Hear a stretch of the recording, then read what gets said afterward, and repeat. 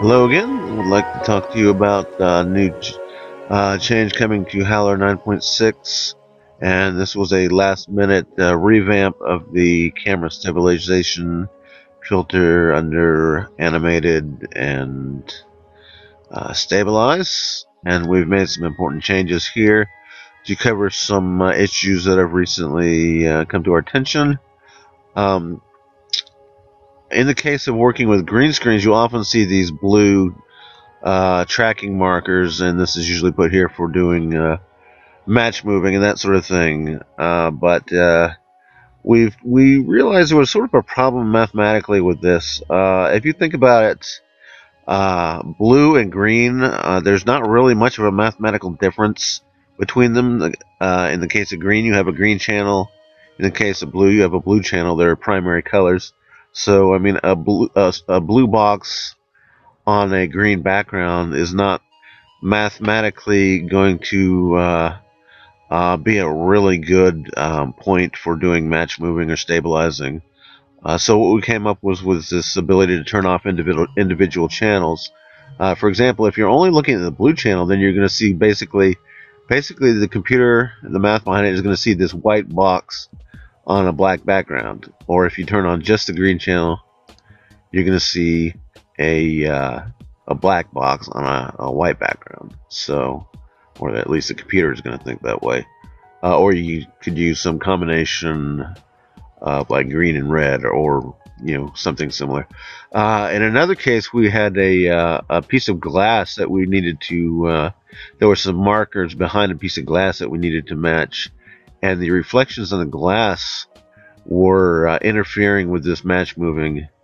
But the glass was reflecting sort of a blue color, I think, and it had a green screen behind it, so we turned off the blue channel, and that just basically was able to eliminate that particular problem. So that's one thing we've added to the overhauled stabilized filter. Another is the reference frame, which basically, well, regularly when you're matching or doing camera stabilization or match moving, you would track this point, and it would reference the previous frame, and it would compare the previous frame with the current frame. But that's good for certain things. Objects can change over time. But in the case of a marker like this, that object's not going to change. So you really want to just use the first frame as a reference.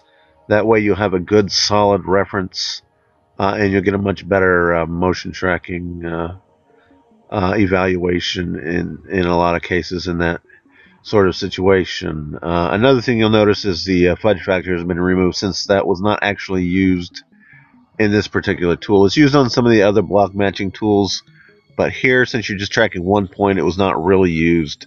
It was sort of an optimization, but not very useful here, so we removed that. And also the MMX has been removed because it was a low precision matching. It didn't work particularly well. It was real fast, but it was not really the quality you wanted. And again, since we're only tracking one point, there's not really a big speed penalty,